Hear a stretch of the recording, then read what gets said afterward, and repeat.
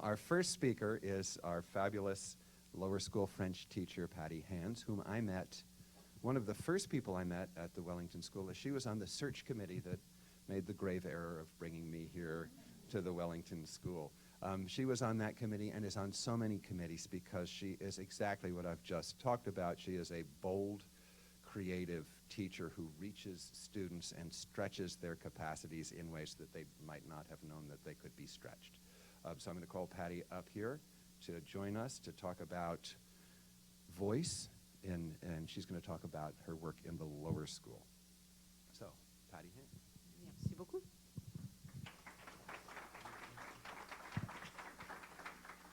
I can make this work.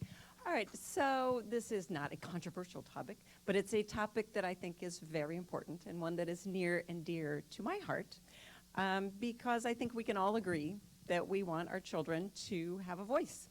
We want our children to be heard, we want them to speak thoughtfully, and we want them to have the power to influence their lives. So the question is, how do we get there? It's not an overnight process, and it really does require some pretty deliberate guidance from an early age. So Curt and Greg and I are going to talk to you about how we here at the Wellington School approach this topic, and how we try and guide our students to hear and be heard, to speak with civility and empathy, and to use their voices to influence the unique trajectories of their lives. So we're going to dive in a little bit.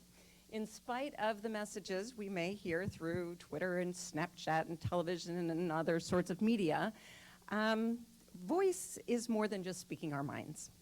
In order to speak thoughtfully, we really need to develop the ability to listen. So we want to start that from a very early age.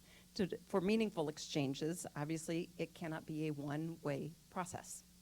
So we start very early, and we work pretty constantly at this skill. However, as you know, every child is different, and I'm sure you have heard that, you've heard lots about learning styles and all of that, but a topic we have not talked so much about in education is temperament.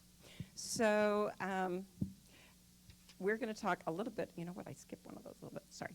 So we are going to talk about temperament, which is, I'm going to take you on a little detour, and I think it's a meaningful detour because the research on it right now is so important to educators and also in our current society. So we're going to talk about that a little bit. So you probably have read, how many of you have seen this book? Oh, a few, but not everybody. All right, if you have not, I highly recommend it. It's a book by Susan Cain, and Quiet, Power of Introverts in a World That Can't Stop Talking. Does that sound familiar a little bit?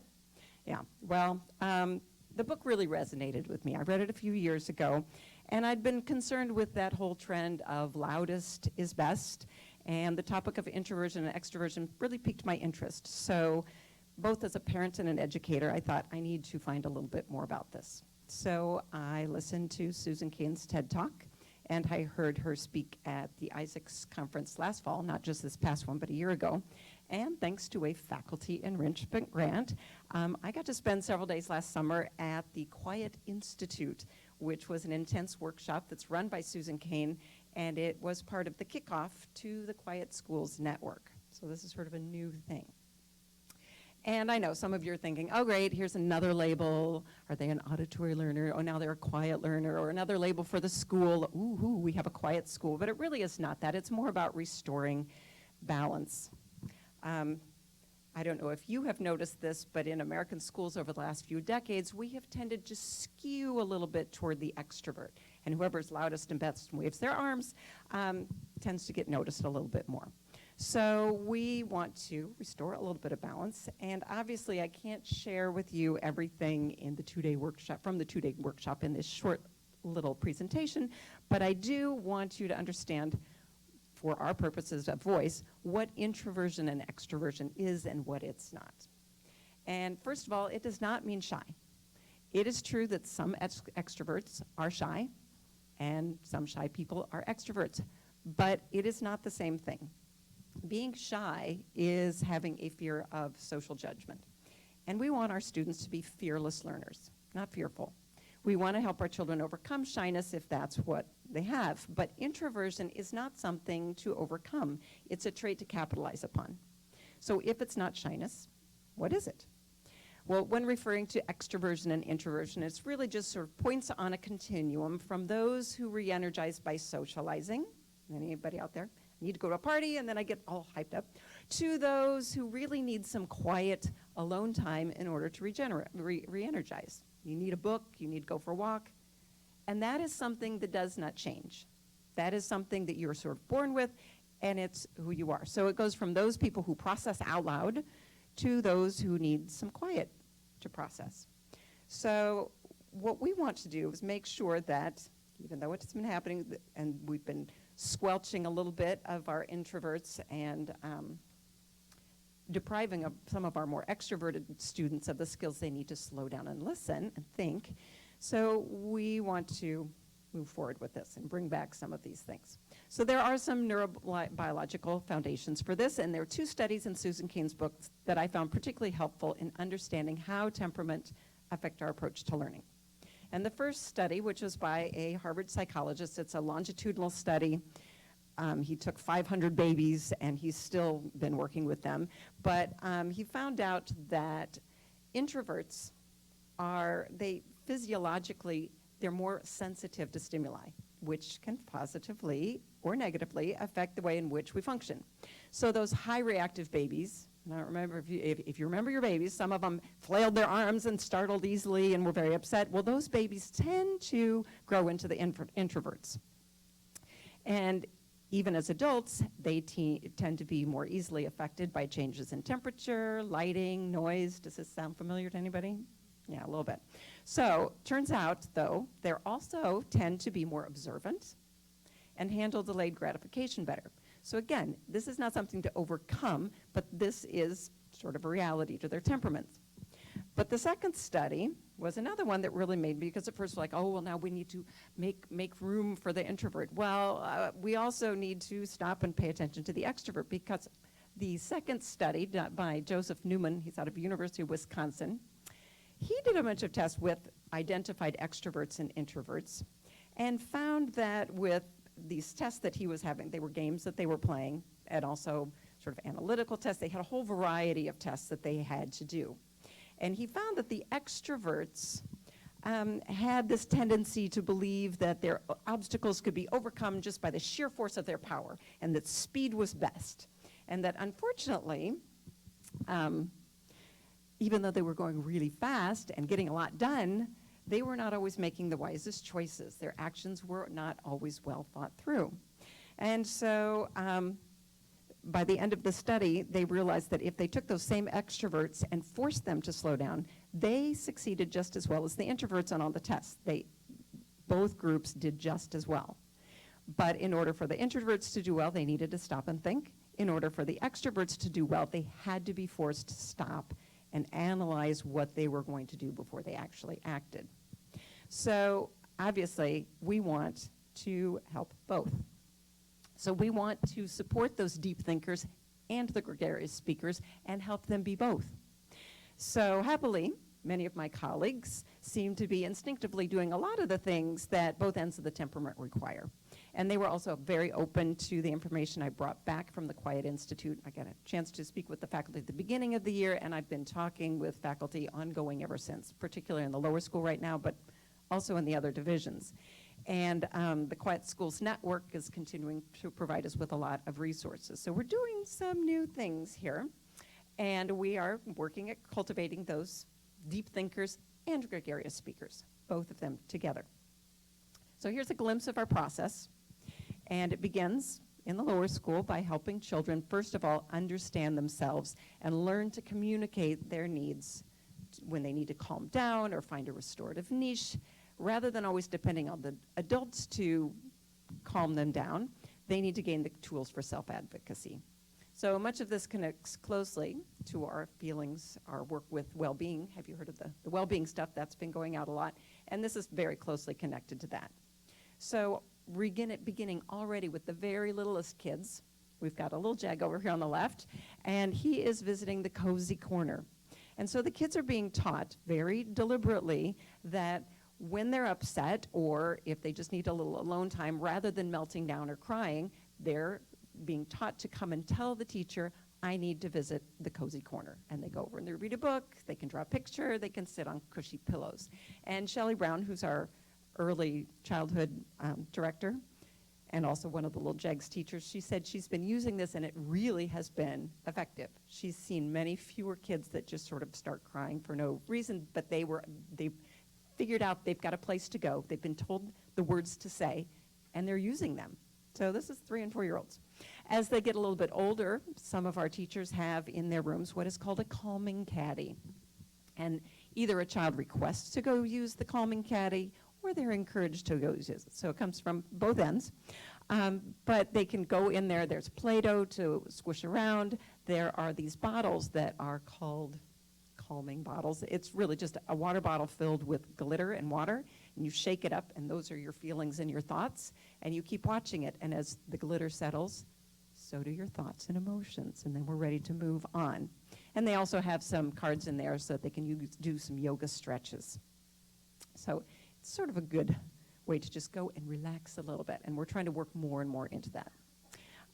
Mindfulness practice. Has anybody heard a little bit about the mindfulness movement?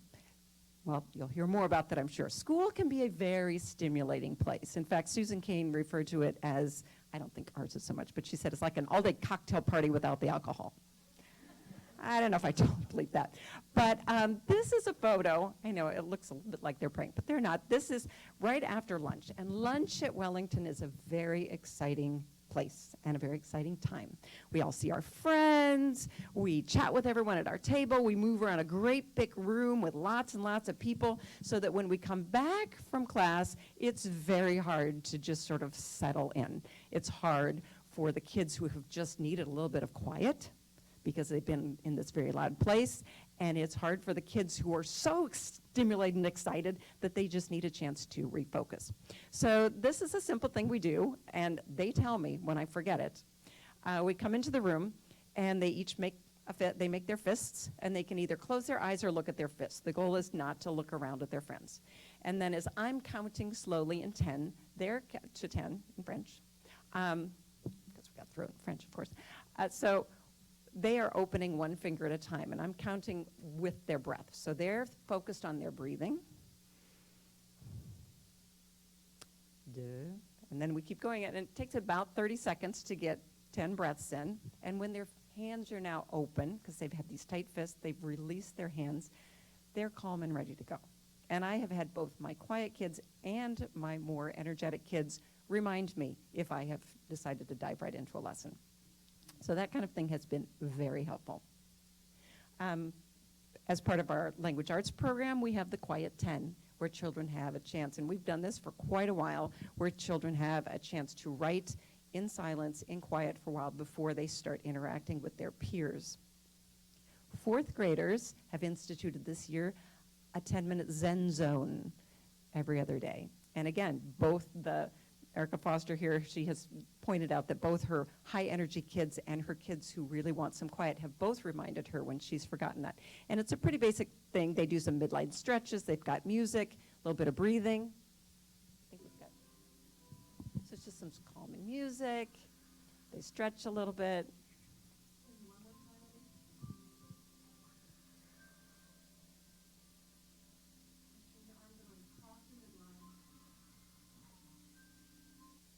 So the breathing is pretty key. And breathing, what I was very excited to see just last week in the New York Times, they had an article on breathing, because I've been reading a lot about breathing and gone to a few mindfulness sessions. But when you pay attention to your breathing, you can really control an awful lot of things. When you consciously change the way in which you breathe, you actually send a signal to your brain to adjust your parasympathetic branch of the nervous system, and that slows your heart rate. You can promote feelings of calm. It also, they have done studies where you're controlling your release of stress hormones like cortisol. So if you have a chance, breathe, exhale, repeat. It's a very good article, and it also sends you off in a lot of different directions for books to read about it. And we've been doing this quite a bit, and we're actually going to do a little breathing right here. With my younger kids, we use my little Hoberman sphere. Isn't it Hoberman? Okay. Anyway, so I forgot the name of this. but we breathe so they know that they're taking in the air.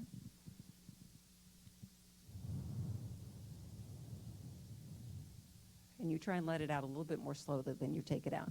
But the thing you're going to do right now is what the fourth graders do, and it's called square breathing. So you're going to take your finger and you're going to make a square, and as we go up, you're going to breathe in. As we go across, you're going to hold your breath. As we come down, you're going to let the air out, and as we come back the other way, you'll hold it again. And they do several repetitions. We're just doing it once. Ready? Everybody ready? Okay, and we're breathing in. Hold.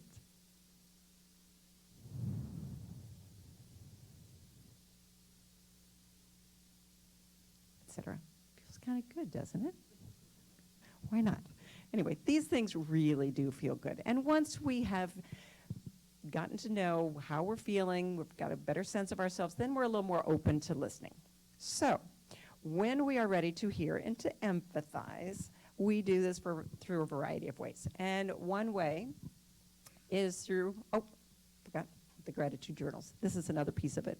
Just after they do their breathing, they sit and write for a few minutes in their gratitude journals, which just helps promote positive thinking. But moving along, learning to listen. So we are now ready. We've got control of ourselves. We're going to listen to others. We're going to empathize. And one way we can do it is by showing an indication of turn.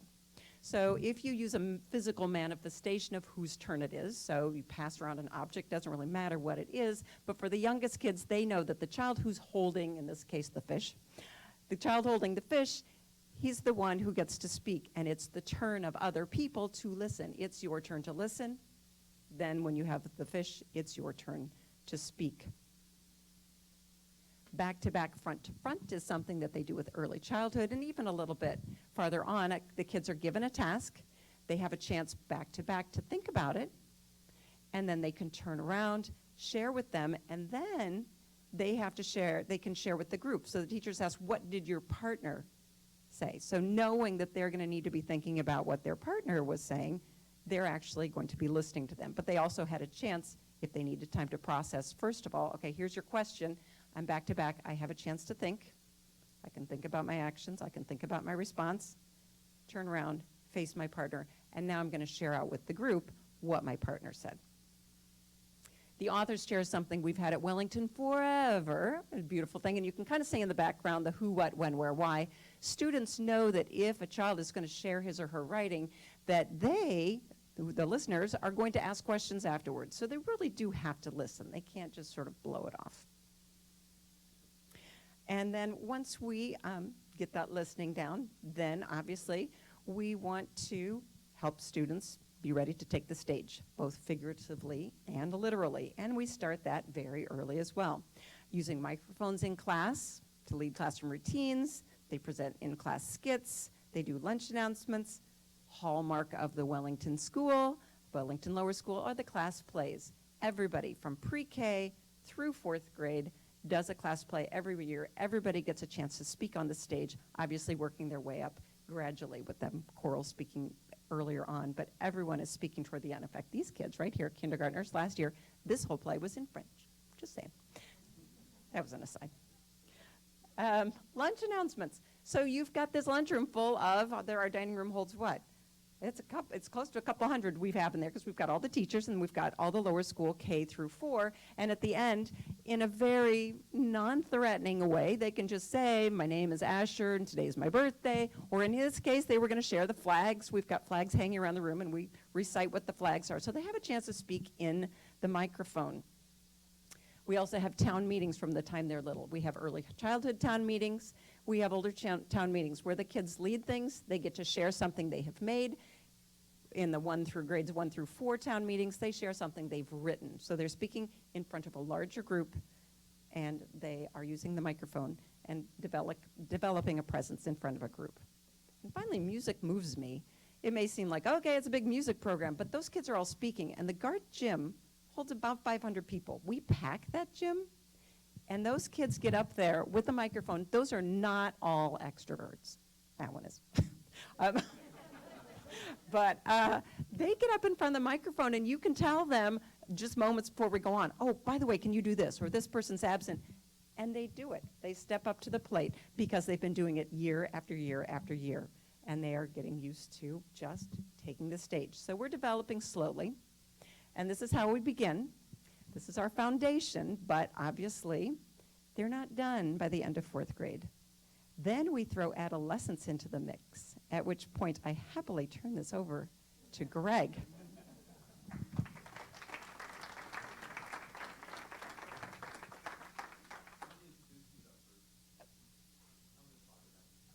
Oh.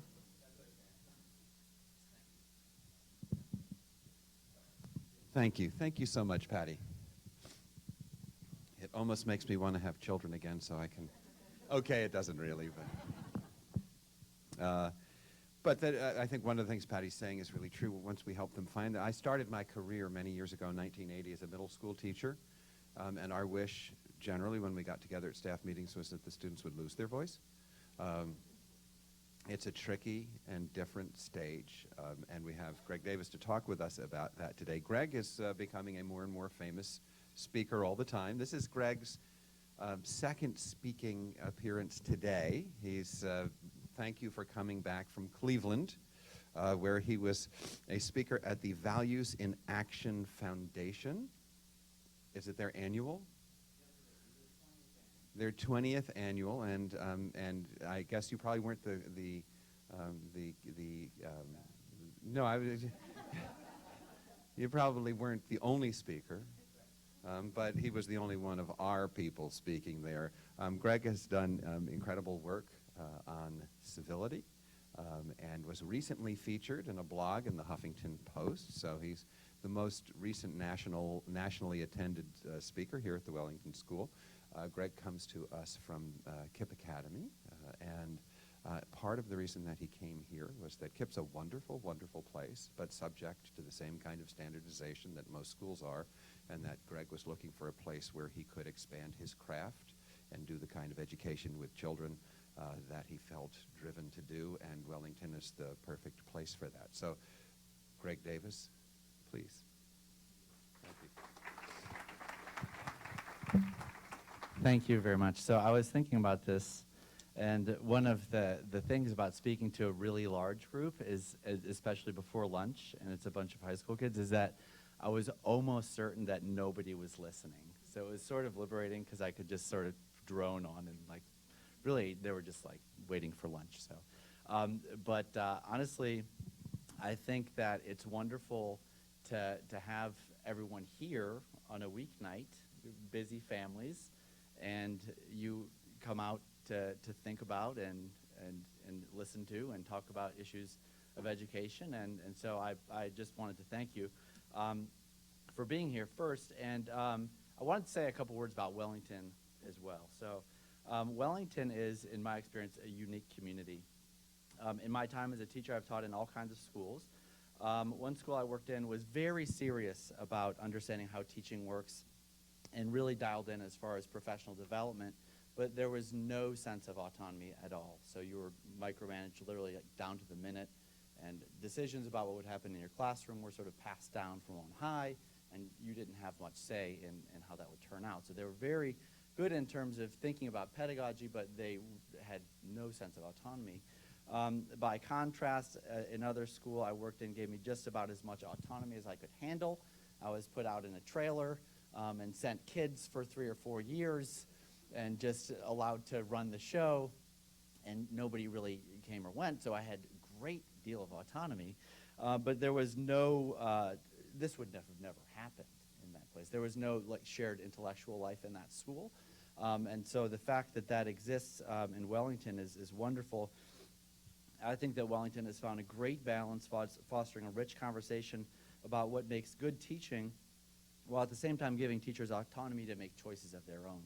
And not only are we given autonomy, but actually if we have an idea, we're given money and sent off to run with it. So the engagement program, to me, is unbelievable, and I'd never heard of anything like it. So I think it's very special, and I appreciate it, and I appreciate Wellington and the chance to come out and talk to you guys tonight. So I've been asked to speak about civility and voice in the middle school, And the first thing I'd like to say is that we in the middle school have the pleasure of building on the work of Patty Hansen and other great lower school teachers who, as you can see, are very conscientious about building that foundation and helping students to learn to listen.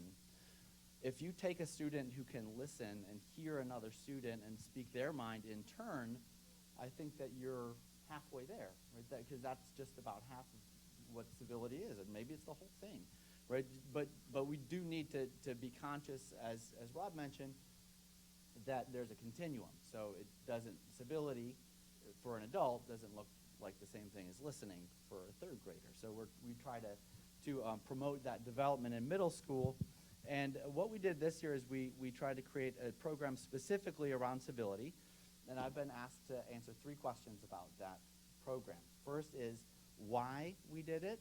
The second was how we did it. And the third is why does it matter? And so I'm going to try my best to answer those 3 questions. So I'm a middle school teacher in my 15th year of teaching in the classroom. And so I'm always looking for things that I can use. And in my experience, elections are a very rich source of material that we can draw into the classroom. So over the years, I've looked at propaganda, I've looked at speeches, I've looked at all kinds of things, and we can. Hi. Oh, thank you. We're live streaming. Oh, sorry. God forbid.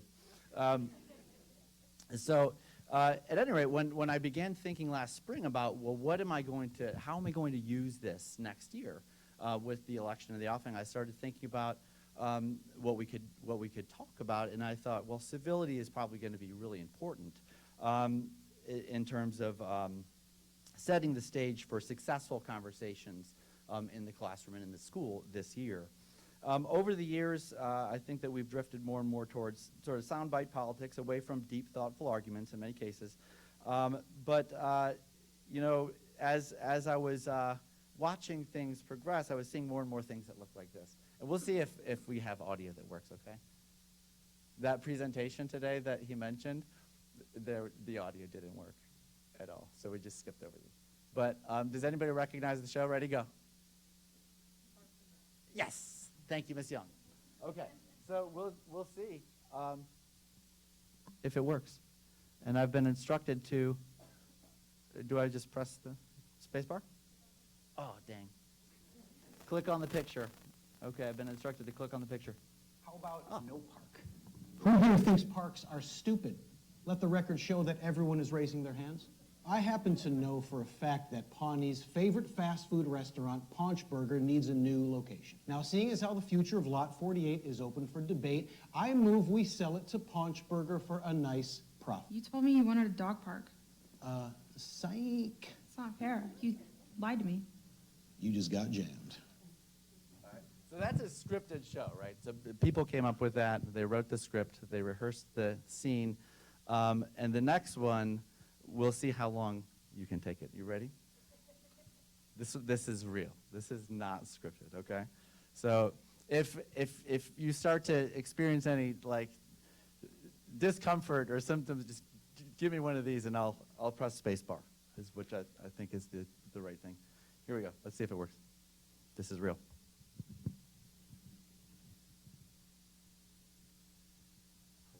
With that, I'll recognize the gentleman from Alaska, Mr. Young. Thank the chairman, and thanks for having this hearing. I will tell you, if you ever want to see an exercise in futility, it's this hearing. That side's already made up its mind. This side has already made up its mind.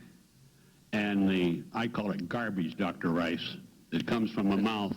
Dr. Brinkley, Rice is a university. Well, okay, I know call you you went Dr. to Rice. Yuba I'll call you College anything I and want to call you. graduate. Sit in that chair. Pardon? You just be quiet. Well, You why? be quiet. You don't own me. I I don't pay your own you, but I salary. can tell you right now, The I gentleman, don't want the gentleman will suspend, and I'll remind members and I'll remind I work for the witnesses. private sector. You work for the Mr. Brinkley, you are invited here to testimony, and we look forward to your testimony. You got the time to say what at least is on your time within the time garbage and call me constraint. Mr. Rice. I needed to correct the record. Mr. Brinkley. Okay. We see a lot of people here, and from time to time we make faux pas. Nobody is perfect here. But to interrupt breaks the comedy of what we're trying. We're going to have disagreements here. You've already seen that. He called me We try to do that. From Try to do that in a way that is civil. In the word Mr. Rice. Brinkley? Correct. You would do that if somebody said that to your name, too. Mr. Brinkley, I've been called a lot of things in my I wouldn't time. call you that. You're a good Mr. Brinkley, do you want to continue sitting at this panel? Yes. Okay, then please follow the rules. What I'm suggesting, Mr. Young. Mr. Brinkley, Thank you. Okay, I've got 2 questions for you, and I want you to turn and talk to someone around you. The first question is, and don't answer it yet, wait for both questions. The first question is, what grade do you think that conversation, if you just looked at the transcript, what grade is that? And then the second question is, what problem or issue were they trying to address? I see you're looking at context clues. Not fair. 2 questions, ready, go. 20 seconds.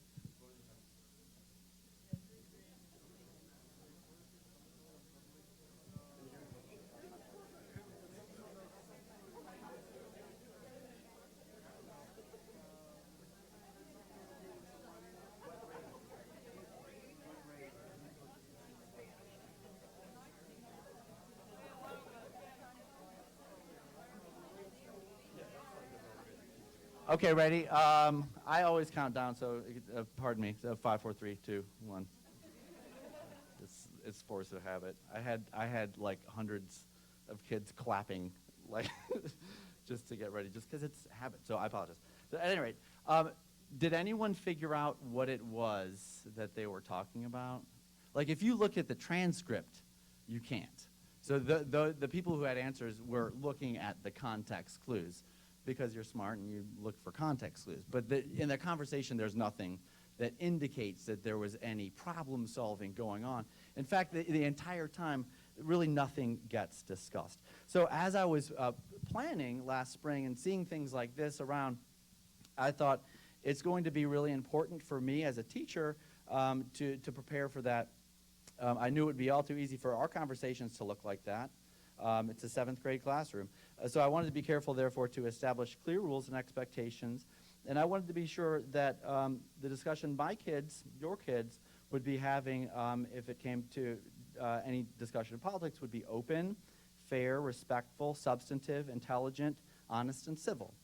So that's part of why. One other thing real quickly about the why. Working towards more civil conversations is not only important for reasons of politics, but also from an educational standpoint. Kids learn best, or kids learn when they talk. So, Mr. Lepar, could you hold up the book just really briefly? I apologize. It's called Academic Conversations, and this book is really was key to me in learning about different ways of using conversation to help students learn. Academic conversations first help to build creativity.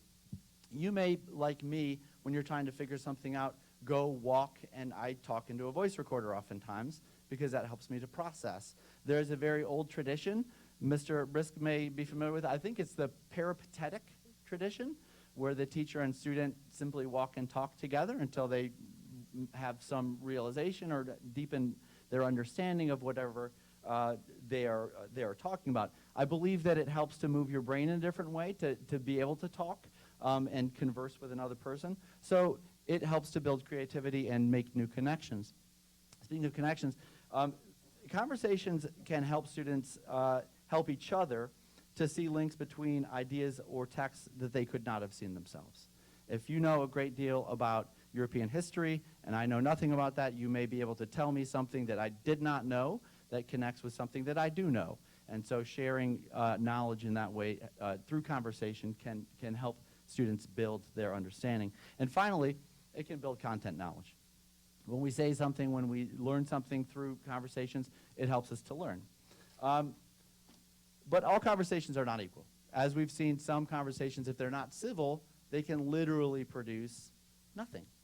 You could sit there and you could talk for 2 hours and you could achieve nothing, right? So we wanted to be very careful to lay that foundation. So that is the answer to the question why for me. The second question regarded how we ran this program. So rather than going into a great deal of detail about the day, the Civility Day, I just want to share one metaphor with you. The metaphor of the pine cone. So first, on the morning of Civility Day, all of the students were sitting right here, and I had collected 150 pine cones from my neighborhood with a Home Depot bucket. And so I actually wore my ID that day so that when I was walking through people's yards, if they had any questions, I could say, I'm with Wellington. and here's Mr. Brisk's number. But they were from a variety of different trees, right? So when the students had their paper in front of them, we had them trace a pine cone. Then we had them grab the one from their neighbor, or they shared the one on the right and the one on the left, and they traced all three. So on their paper they had three. We asked them to describe those pine cones. Some were flaky, and some were stiff, and some were big and small, and they're all different. But they all have something in common. And I would love to see a hand. Nobody on the faculty is allowed to answer. Can anyone guess what all pine cones have in common? It's okay to be wrong. Yes. Seeds. It's a good guess. You're wrong.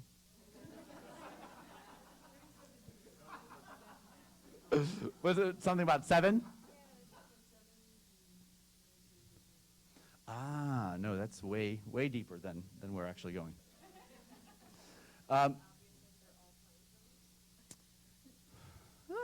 could do something with that because, yeah, I mean, there's a metaphor there that would work. Yeah, they're all pine cones.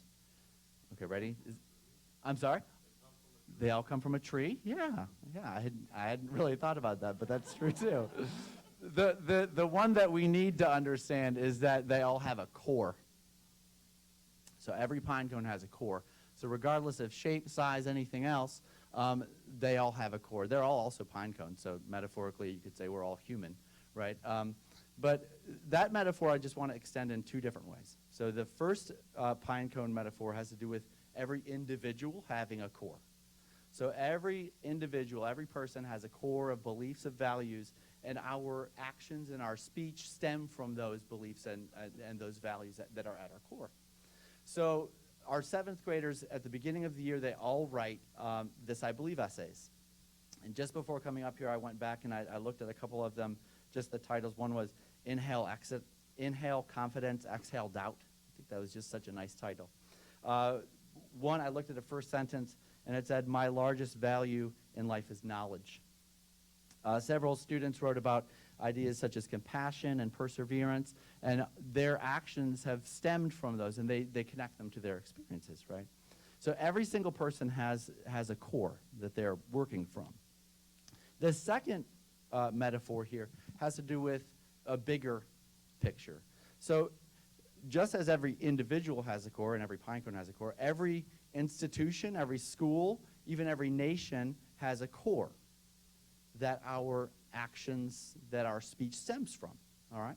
And so Stuart Musinski, who is the founder and CEO of that Values in Action Foundation, his group, they just crisscrossed America, and they interviewed over 1,000 people, and they asked the question, what do you hold most dear? What do you really value? Anyone want to take a guess? What's going to be on the list? You just yawned. What's, I'm sorry. I'm sorry, I got to get out of that. What do you think's going to be on there? I don't know. I'm waiting. Okay, I'm sorry. Okay. Any other ones? Just call them out. Just call them out if you think you got one. Family, yes. Freedom, good. I'm not sure if that one's on there. So freedom, faith, family. All of these are things that tons of Americans, thousands, that all Americans, in fact, hold dear. Okay, these are America's core values. But the thing is, not everybody shares the same priorities, right? So what we had our students do, and you may see on a chair next to you or on your chair an envelope that says Wellington on it, and in that envelope are these 12 values. And there's also a little organizer with spaces for 1 through 5. So what we ask students to do is we ask them to say, what would be your number 1? And place that in the number 1 spot and glue it there. And what's your number 2? And what's your number 3? In large part, the family. a lot of kids put family right at the very top. And then there was a lot of them had freedom. And then around number 3, you started to see these sort of divisions.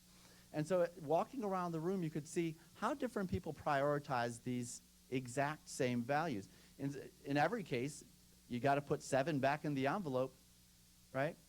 And so when you have a conversation, and this is where we transition into the idea of civility and the conversations that we ask students to have.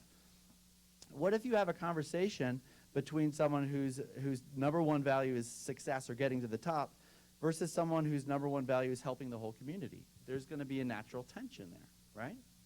What if you have a conversation between someone whose main value, their number 1, is including everyone, and then another person whose number 1 is protecting self and country?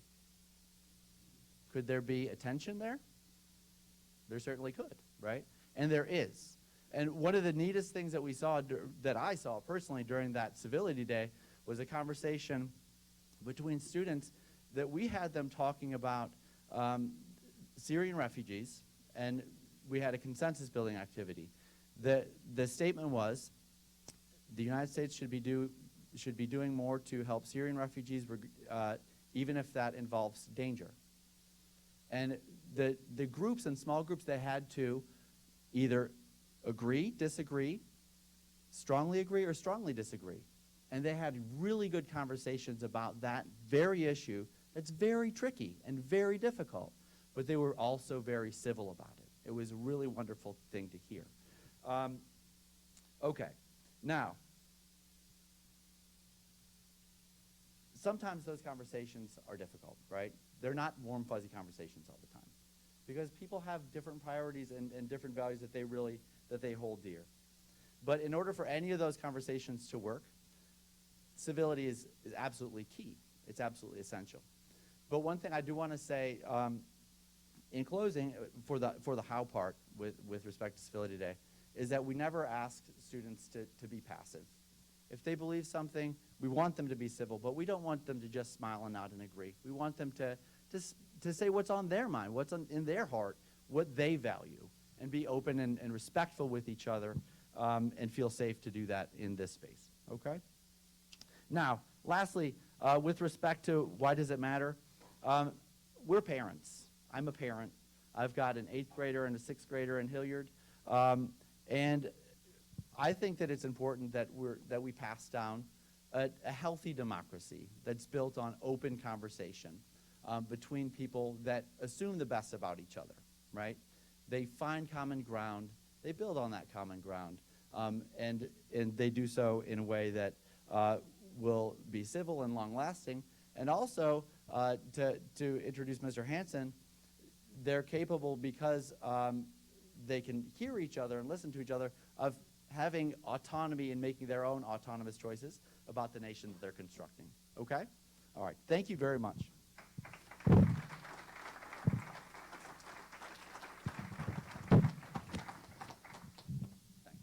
Thank you, Greg. You wowed them in Cleveland and here too. Thank you.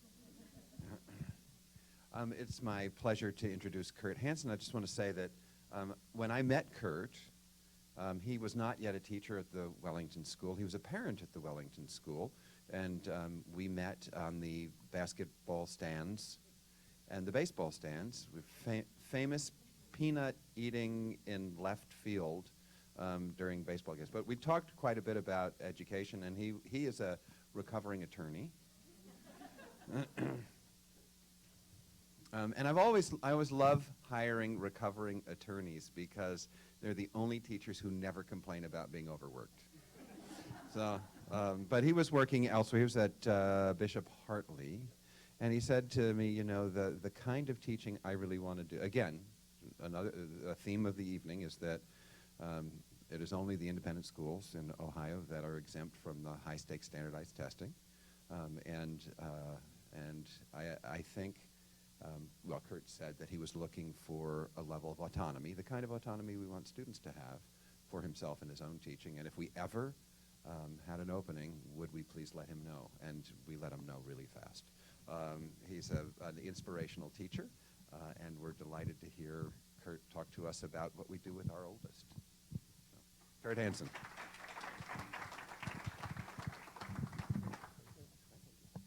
Thank you, Rob. That was really nice. And I want to thank all of you for coming tonight. Excuse me, I want to get this out of the way because I'm probably going to knock it over. I've been known to move a little bit. I also have been known to speak loudly. Dr. Turwin says I yell. I'd like to think of it as exhortation, not yelling. But I'd like to thank you for coming tonight. In the upper school, guys, we get to build on the impressive work that's being done already by people like Patty and Greg. Without their work, we simply would not be able to do what we do. Now, I get to speak to you about autonomy. Maybe I might as well get to the right place. Autonomy in and from student voice. Now, I was really excited when I was given this topic because I love it. One of the guiding principles and passions of my life and my teaching is independence. So I wanted to make sure I showed you how inventive I was and innovative as a teacher. I decided to define autonomy with a dictionary definition. Autonomy is the quality or state of being self-governing. This is our goal. As parents, teachers, and a community, we are trying to create autonomous individuals, students who are able to govern themselves and run their own lives. What role does student voice play in that? Well, I've got an answer for that, but there are some things I'd like you to first consider as I discuss the philosophy and some of the specifics of student voice in the upper school. First, autonomy is not just a goal, it's also a tool. The only way I know of to become an independent, autonomous person is to have the right and responsibility of independence. Our Student Voice program aims to make people independent, and it does so by requiring students to be independent. Second, whoops, went too far there. Student voice is student choice. Autonomy, guys, is the act of self-governing, and governing is all about choices. You cannot learn to make choices unless you are first given choices to make. As much as possible, we build choice into our approach and into the curriculum itself. To be someone who gets the most out of life, you have to be a good chooser. And we allow people to practice that skill. Students get to choose between a myriad number of courses, clubs, sports, arts, theater, and music offerings.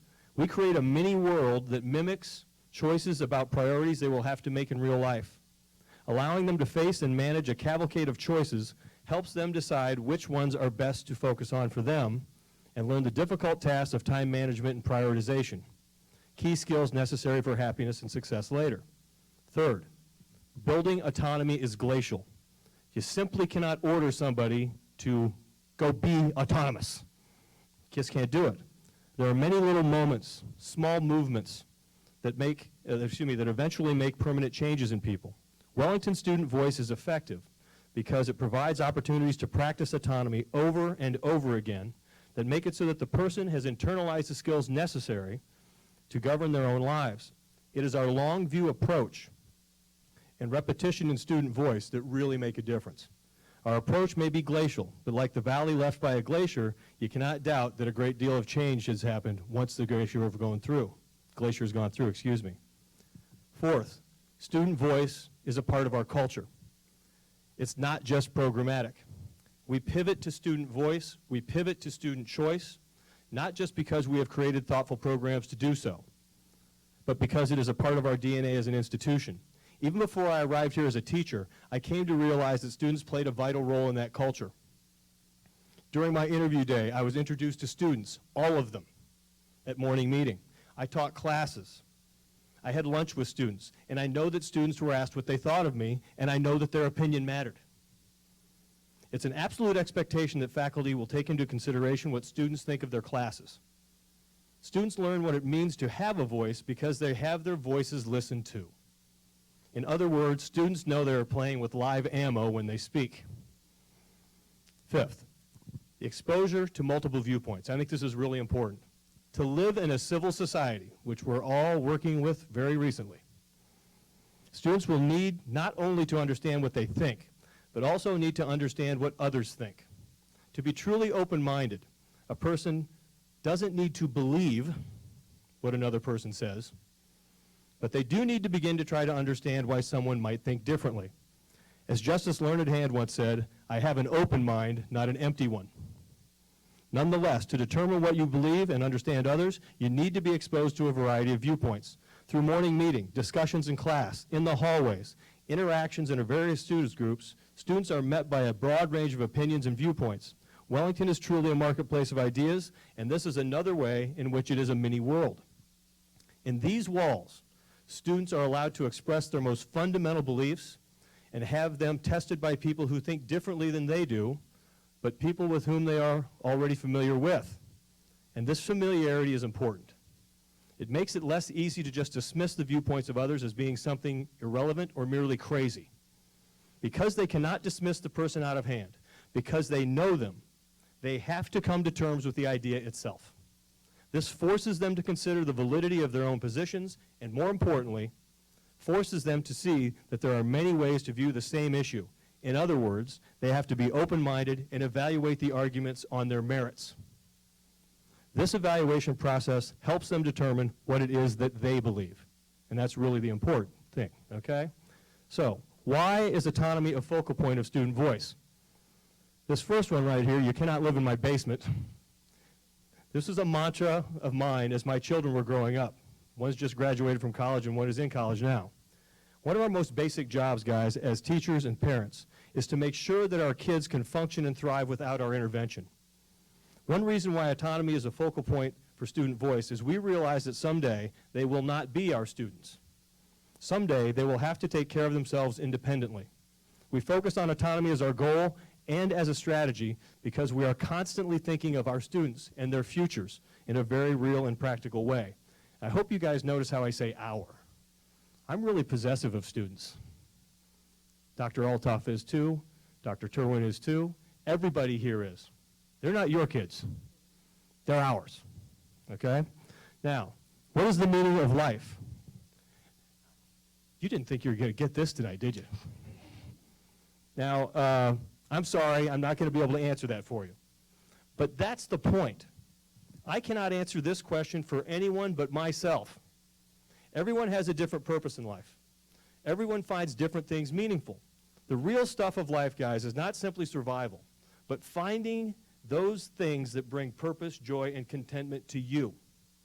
Wellington focuses on autonomy and student voice because we want students to discover what it is that moves them.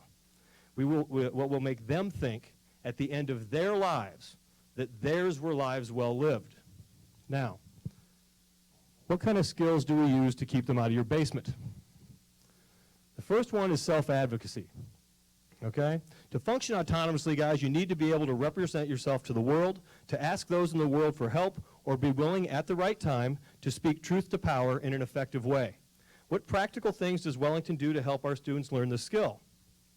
Well, we try to get students, not parents, to deal with us in the first instance. You simply cannot advocate for yourself if you have someone who always does that job for you. We want students to contact teachers for help. We want students to discuss what it is that bothers them about class or how things are going at school. We want them to ask teachers for college recommendations and to work on them with their college essays. We want this, not because we hate parents. We want this because we love your kids and we want them to flourish. Now, to be a good self-advocate, you have to be able to speak on your own behalf effectively. We allow students, I should say rather force students, to communicate in a number of ways. Public speaking is a major component of many classes here at Wellington.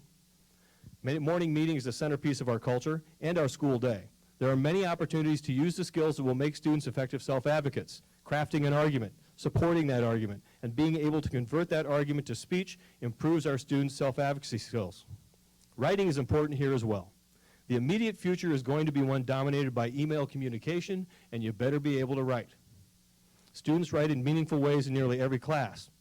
Writing is also important because the act of writing helps to organize the mind, and an organized mind allows one to better advocate for themselves. And once self-advocacy is learned, students then have the ability to go and advocate on behalf of others and make changes to the world in ways that they find meaningful. The second one here is negotiation. As Mr. Brisk mentioned, I'm a recovering lawyer, and my major job as a lawyer was to negotiate. My 16 years of teaching have made me realize what a critical skill negotiation is. I think it's the most critical life skill that there is. Working and living with others, guys, requires cooperation, and cooperation results from negotiation. At Wellington, because of its size and because of the choices offered, students get to practice this immensely important skill. Students are here to negotiate in a variety of ways. Perhaps the most important way is by doing group work, which requires students to practice the art and skill of negotiation. Students must negotiate with each other about what the project is going to look like, how they will approach it, and who will do what work. Students at Wellington actually hear cases in the CRB or the Conduct Review Board, where they discuss as a group and negotiate with each other what the proper consequences are for a fellow student who has misbehaved or behaved inappropriately. Students even negotiate among themselves and teachers when deciding their urban experience day for the Philadelphia trip, as they have to plan the day from morning until evening. And by the way, that is an example of the urban experience day. Those are our students talking to the president of the Philadelphia Chamber of Commerce. They're also talking to the president of the Philadelphia Phillies on that same day, which leads me to my next skill, interviewing. Someday students will actually need to ask someone for a job. Some of my students have said, but Mr. H, I am going to run my own business. Nobody will interview me. Thank you for laughing. Yes, actually they will. Your clients will interview you, and so will the people you borrow money from. How do we prepare your students for this day that we all know is coming? First, many teachers, like evil Mr. Hansen here, make class participation a vital part of the class grade. Students will be asked questions and have to ask them throughout the entirety of their Wellington career in a variety of ways, by a bunch of different kinds of teachers on a variety of different subjects. Second, some teachers make an interview a part of the class project or grade. Mr. Leonard, is everybody familiar with Mr. Leonard yet? He's a new English teacher here. He's great. Mr. Leonard recently gave his students a project to interview someone, and they were allowed to go to the interview with only one question. They had to listen to the person speaking and develop their other questions as the interview progressed. This taught the valuable lesson that interviewing is not just asking and answering questions, but also listening, something that Patty mentioned earlier. Third, we now provide a more formal interview program for juniors. People from our community who, as a part of their jobs, interview people, come to Wellington and interview students for an imaginary scholarship. This is one of the most practically useful things that we do here. Now, the next skill, one that people don't often think about, and that's interaction with adults. This is my advisory group, whom I just love. Okay, Millie and Alec, your young man's right there. This is us at Dirty Frank's.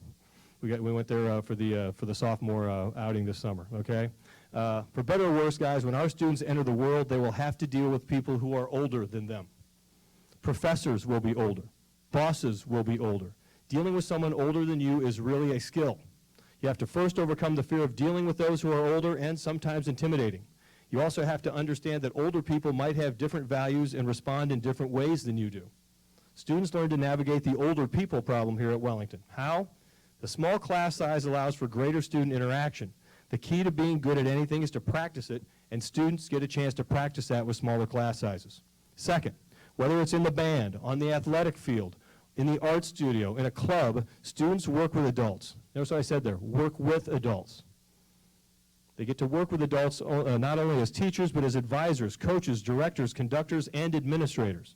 They get practical everyday experience in dealing with older people because the world here requires them to do so. Now, when we talk about the meaning of your life, people spend much of their lives at work.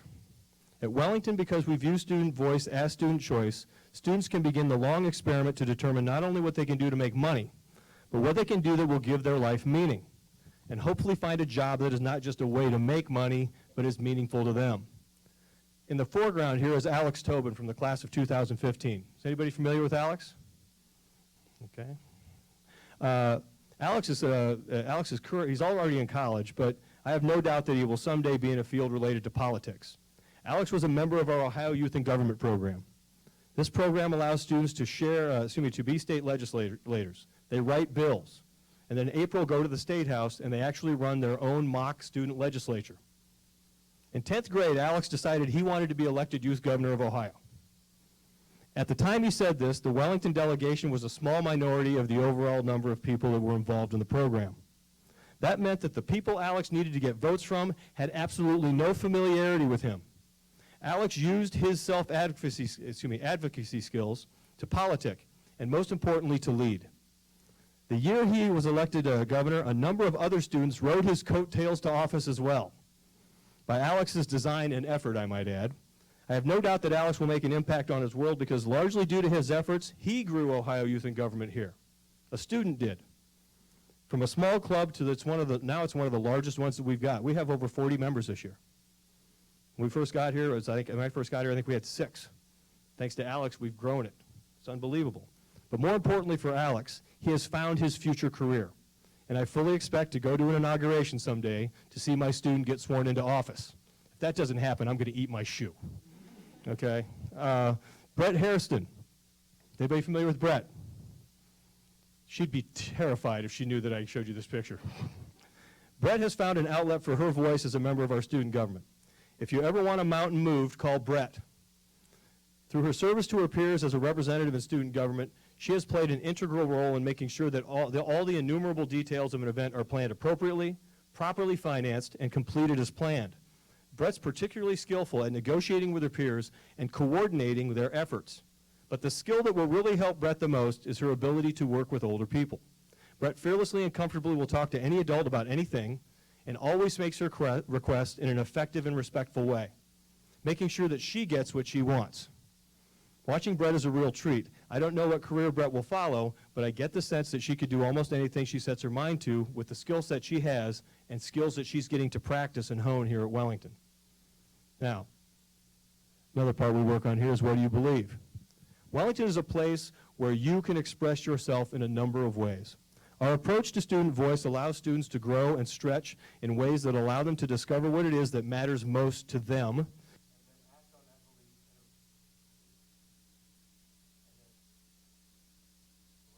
Is that good? And then act on that belief in a very real way. They see that they can have an impact on the world and advocate for themselves and others. Ryan Wise, who's on the right.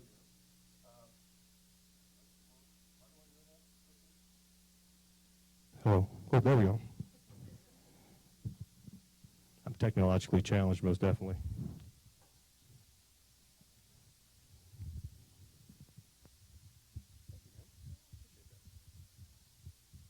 Okay, we good? Okay. Ryan here is someone who's really benefited from our approach as well. But Ryan didn't find his passions here at Wellington. He already had them. Ryan was one of the driving forces behind the die-in protests that members of the African American Awareness Association have held. Ryan played a pivotal role in generating student support for the protests. In addition, Brett Hairston, whom I've already mentioned, brought her student voice skills to the table along with other students who had to work with faculty, administration, and facility staff to plan the protest and make it happen. To advocate for an issue they cared about, they had to negotiate with adults and their peers to get the outcome that they desired. I am really proud of these guys. And I'm also proud of Wellington for allowing students to protest in such a fashion, and particularly proud of these guys as I hope they have set an example for other students who might in the future want to protest on an issue that matters to them. Now, how do I know that Wellington's student voice can have such an impact? I have personal experience, guys, with the ability of Wellington to help a student refine and determine a meaningful career path and give their life meaning. That's my son CJ there. He's a graduate of the class of 2012, and he was a part of the senior focus class that was run by Mr. Brisk and Dr. Spencer, a class that is very similar to the current ISR, or Independent Science Research, and IHR, Independent Humanities Research programs. CJ was allowed to begin research in astronomy with professors and grad students at OSU while he was a high school student. As a result, he determined that he wanted to be in astrophysics. He graduated from Northwestern and is currently a research scientist at Northwestern, working on a NASA project known as SOFIA, a flying infrared telescope anchored in a 747.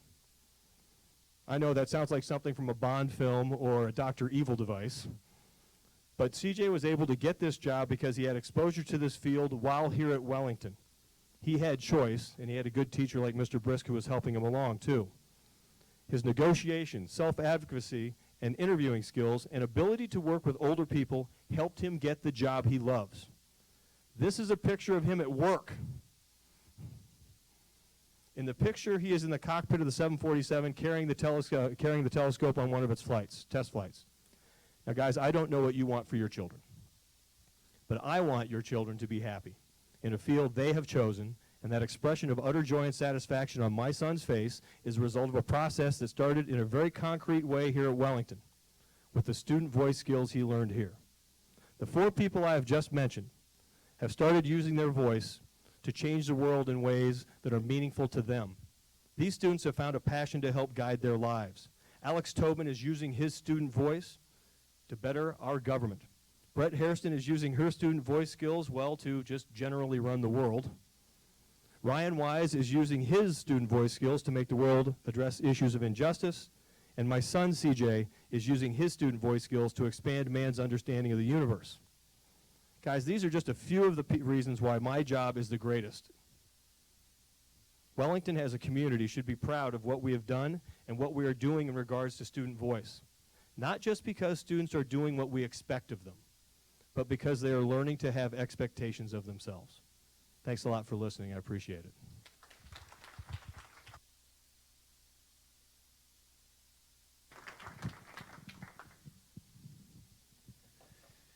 Before I had said that what we were trying to do is give you a picture of a theme that may look different in 3 different divisions, but has the same philosophical underpinning. And I think what you saw are 3 faculty members who look and sound different, but are all driven by a passionate commitment to our students and to our students' growth. So thank you 3, and wow. I'm going to say wow. Wow, thank you. Jeff Terwin, Dr. Jeff Terwin, assistant head and head of the upper school, is going to take us through a brief question and answer. All right, thank you for that. And let the record show, Curt's yelling broke the sound system. Did we all see that? Because vindication. We have just a few minutes here, but we want to open up the floor to any questions. I think it's remarkable how that thread flows through all 3 divisions, and you can really see how core skills are built upon, and then the way the students can use their voice is so powerful. While you're pondering a question, I have a question to kind of get things started. Student voice is now sort of flowing through a lot of digital communications, right? And a lot of the ways they're communicating are affected and have new tools to do that. Have you seen impacts in digital communication then impacting their use and how they're developing voice? Well, in high school, it's not a surprise they're using social media quite a bit. I think one of the things that I think is great about social media is that I'm a civil libertarian, so I'm for free speech. And so I think this gives kids a really chance to learn that when you say something, it means something, and that there also are repercussions when you say things. Like the community may not exactly love you when you do it. So I guess what I've seen is essentially social media is a great tool, I think, to teach kids not only how to express themselves, but also to learn the cost of expressing yourself if you don't do it appropriately. And another piece to it, not just social media, but doing things via media, whether it's email or Snapchat or just writing things out. If you tend to be more of a quiet person and you didn't get your point made, sometimes it's nice to have those writing skills as well. Not that we don't want to build for our quieter people verbal skills, but if you can write down those thoughts and then share them afterwards, sometimes that can open a door to have a more productive verbal conversation later. I experienced that with my daughter just last week, who got into a conversation where she just freaked out and did not express herself the way she wanted. I didn't say this. If anybody sees her, I didn't say this. But then afterward, I said, well, so write down your thoughts. What did you, because she came home and said, but that's not what I meant. So she wrote out her thoughts, shared them, and got what she felt was a positive response back. So I think we need to have both. We need to cultivate both, and we need to know that they are going to use digital media. So let's work on them both.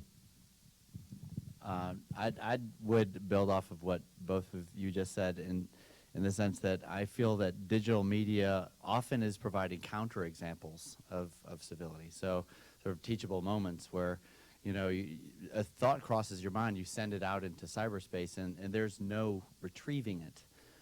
So I think building a sense of caution is an important thing when it comes to that.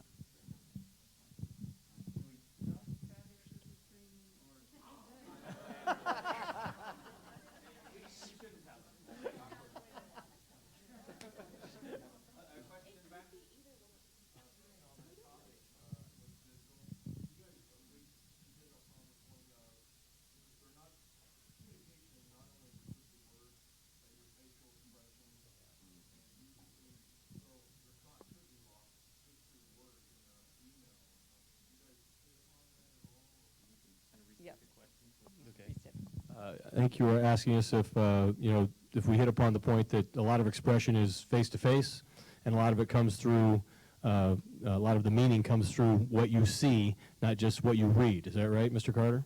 Well, we do kind of hit upon it. In my class, one of the things that we've done is when we learn about the French Revolution, we've done a French Revolution pantomime, where kids are put into groups, and they have to act out the French Revolution with absolutely no words. It's all faces and all their bodies moving, and we talk about that. I also I'm the student voice thought leader. I call myself the student voice guy in the upper school.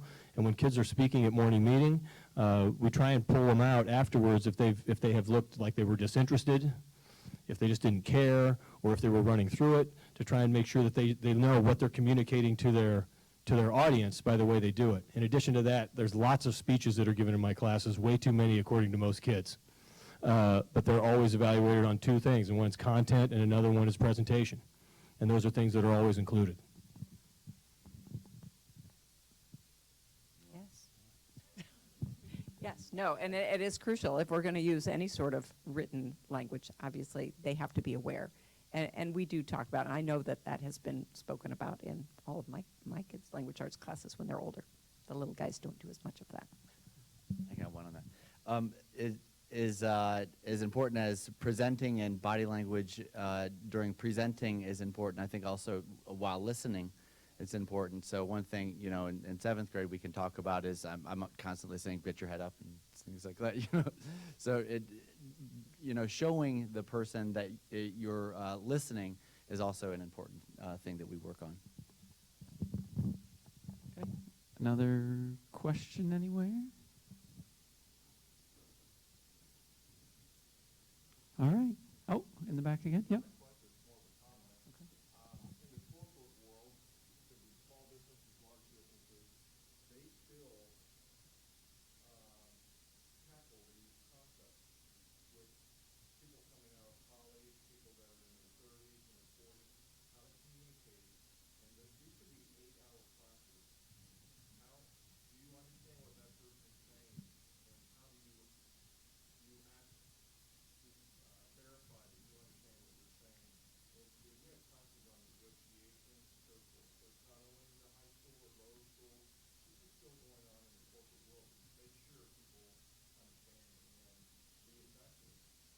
Yeah, great.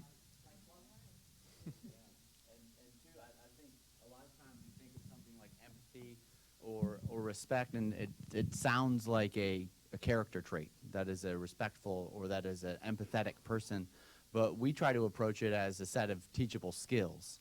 So what does it look like when a person is civil? What does it look like when a person is respectful? And we can take some of those teachable moments and say, this is how it didn't work. And then we can also try to build, like, from the bottom up, like, what it should look like. And related to the professional communities, the ISR program was mentioned, where these students are going out and doing all this big hardcore research. One of the most challenging components for those students are those initial interactions with professors or researchers, where we'll say, well, did you call them? What? Call them? No, I wrote them a one-line email. They didn't reply. I'm shocked by that.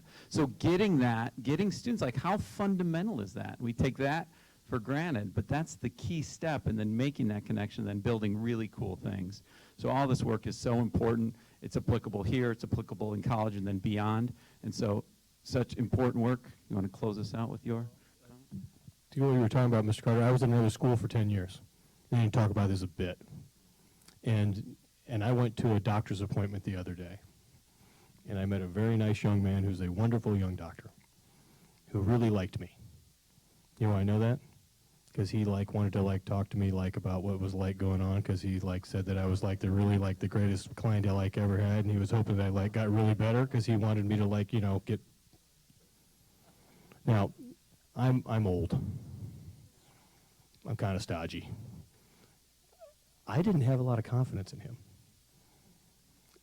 And I tell my students things like this because, and it's really why I'm really glad that Dr. Terwin allows me to do what I do with Student Voice, and we've done the interview program, is because our kids have to get a job. They have to work. and they have to have people who will trust them to do the job. And I cannot tell you guys that you know, if you're in corporate world and you walk in and have that interview, they won't call you again. They won't call you. And so that's a big thing to me. Yep, question? One point that I think civility is so important, but it's important not to mitigate passion. And, you know, we try to teach our patients that you have to be passionate, or the patients' families in particular, you have to be passionate about and advocate for your loved one.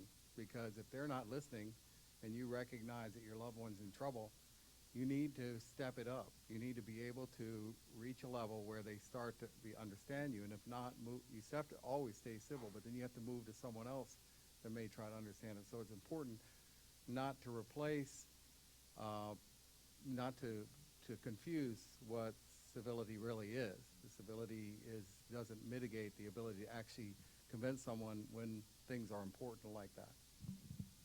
That's a great point.